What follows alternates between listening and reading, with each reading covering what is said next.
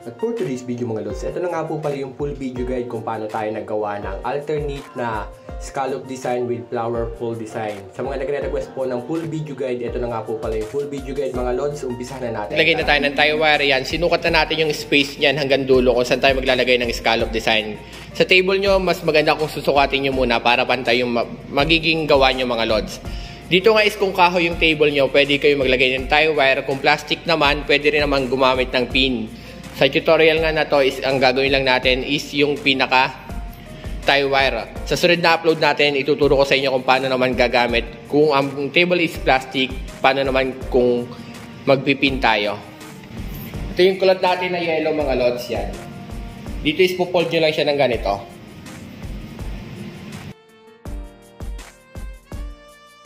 Fold lang natin.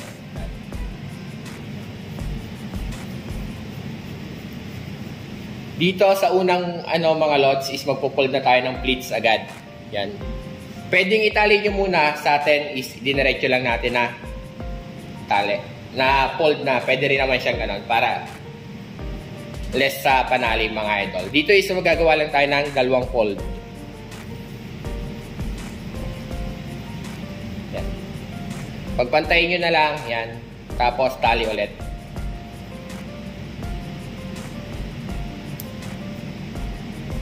Tapos yung sobrang tie wire, ikot nyo lang sa thumbtacks.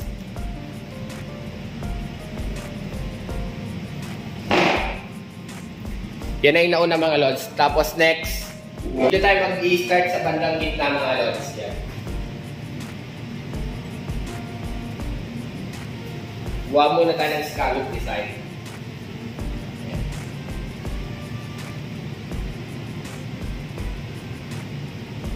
Hold nyo lang dito sa bandang gitna. Tapos dito naman, katapat ng tie wire.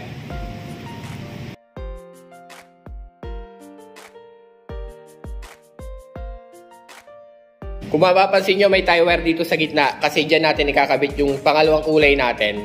Dito is gano'n lang din gagawin natin. Maglalagay lang din tayo ng dalawang rose pleats or rose fold design. Yan. Fold lang ulit natin. Ganyan lang. Ganyan lang siya pinofold mga lods. Yan. Kunin nyo lang sa kamay nyo.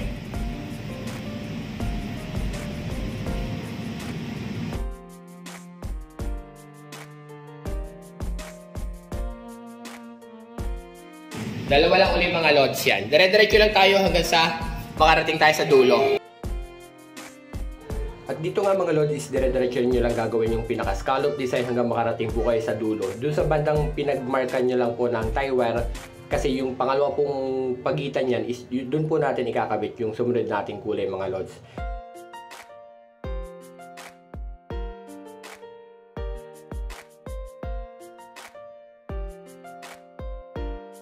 At after natin magawa yung scallop design yan, dire-diretso hanggang dulo mga lods, ilalagay naman natin yung second color natin.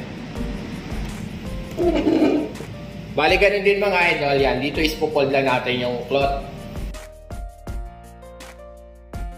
After nyo ma-fold yan, dito sa pinakagilid, naglagay na rin ako ng tie wire na abang dyan. Yan, tali lang natin. Tapos yung tie wire, tago nyo lang sa likod. Yan. At after nyo may tali mga lods, dito naman tayo maglalagay ng ating sunod na kulay mga idol dito sa tie wire natin. Naglagay na nga pala ako ng thumbtack dito. Sinukat na natin yan bandang gitna. Dito is pupold nyo muna. Itatapat nyo lang sa pinaka tie wire. Yan. Tapos fold lang tayo. Bandang gitna. Tapos dito sabay tapat ng tie wire. Para hindi siya sobrang hatak yung scallop design natin.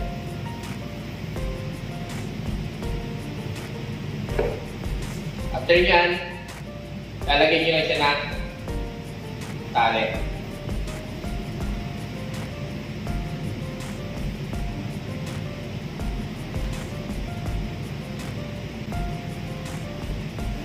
Next, magpo-fold lang din tayo ng kagaya ng sa nauna nating scallop, yung yellow. Dito is po-fold lang din natin ng ganito.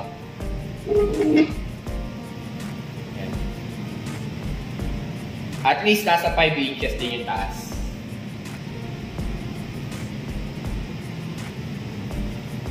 Sa ganito ang design, kung hindi nyo siya ma-perfect, tapusin nyo na munang lahat yung ginawa nyong row splits saka yung pinaka-scallop design.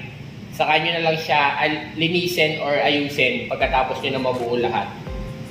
Yan. After nyo ma-fold itong tie wire, tatago na natin yan sa likod. Yan, ganito siya. At dahil nga alternate to, yung kulot natin kailangan dumaan dito sa likod. Kukunin lang natin.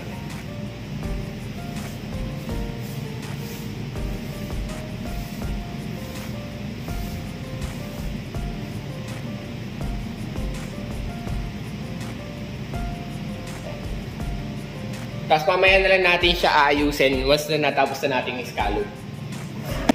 Galing dito, ito na yung cloth natin. Yan. Dito siya dadaan. Papunta rito sa Taiwan dito. Dito is pupull na ulit natin bandang gitna.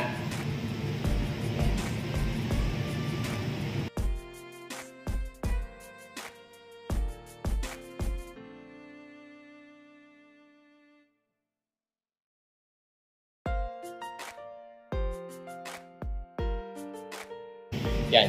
Bale makikita nyo yan, may sample na siya na yan, pasok sa loob, labas, pasok, tapos gagawa ulit tayo ng dalawang ganito dito, tapos sa labas, papasok ulit dun mga lods. Dire-diretso lang tayo hanggang sa dulo.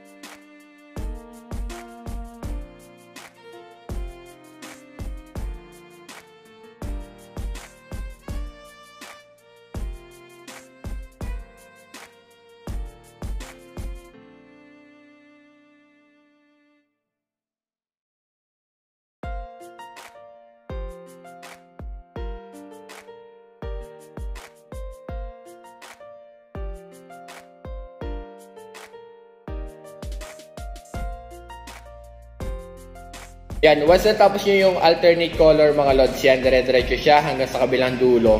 Kagaya ng sabi ko mga idol, yan. Sa ganitong scallop, minsan hindi nyo talaga yan mape-perfect. Ang gagawin nyo na lang siya, lilinisin nyo na lang. Kagaya nito, yung table natin dito is hindi pantay talaga mga lods, kaya medyo nakababa yung scallop design dito. Pero ito is pwede nyo siyang ayusin. Dito talagyan nyo siya ng mga pin para tataas yung design. Mako-cover talaga yung pinaglagyan ng pinagdugtungan mga idol. Dito nga is lilinisin natin para maayos yung pinaka-design natin.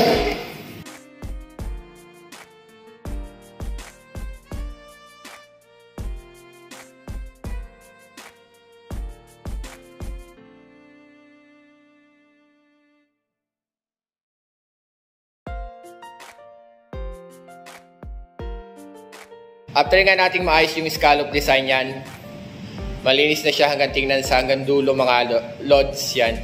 Next natin is bubukahin na natin yung pinaka flower pole design natin. Dito sa gilid mga lods, gagawin lang natin, hahatakin lang natin siya ng paikot. Yan. Yan. Pabilog lang yung hatak natin mga lods. Yan. Tapos ganun din dito sa kabila.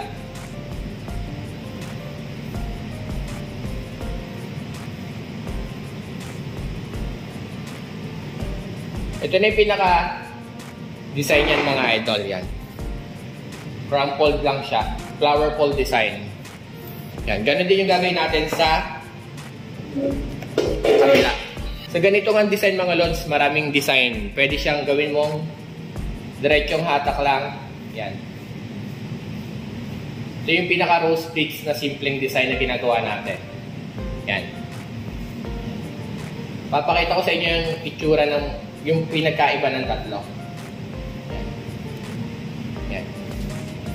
Ito yung simpleng hatak lang. Ito naman yung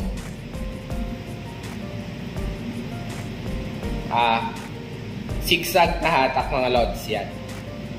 Ito naman yung pa-zigzag.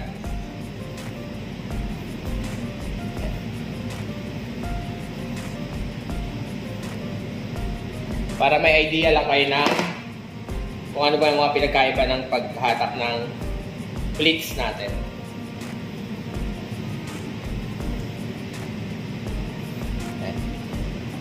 Ito na nga yung pinaka flower design natin na paikot yung hatak mga lods. Makikita nyo, ganyan yung itsura niya kapag paikot. Yan. Ito naman yung hatak natin na rose pleats design na mapapansin nyo rin sa catering na diretso. Ito yung hatak na diretso lang. Ganyan yung hatak niya. Ito naman yung zigzag yan. Ito naman yung pasigsag mga lods. Yan, mapapansin nyo may pasigsag dito. Lilinisin nyo na lang yung pinaka-pasigsag na hatak niyan mga idol. Yan. Compare dito, ito yung pasigsag na hatak. Ito yung crumpled. Mas manipis to. Ito, mas malaking sakop. Tapos, ito naman, yung flower fold.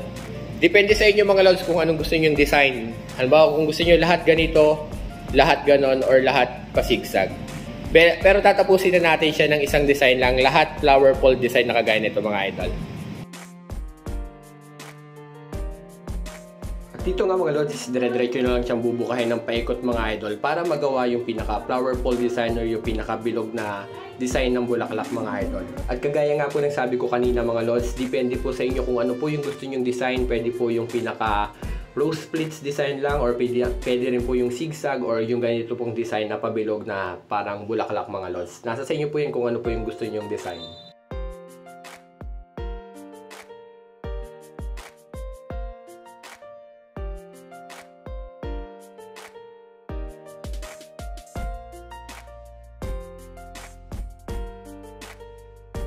Bale, ito na siya mga lods, yung ating pinaka scallop design na alternate color yan mga lods yan. Yan, dire-diretso hanggang dulo. Yan, kagaya ng tinuro ko kanina, nasa sa inyo kung anong gusto nyo klase ng hatak. Pwede siya yung pabilog, pwede siya yung pa-rose plates, pwede siya yung pasigsag kanina. Yan, ito na siya mga lods yan. Ang cloth ko po palang ginagamit dito is China silk.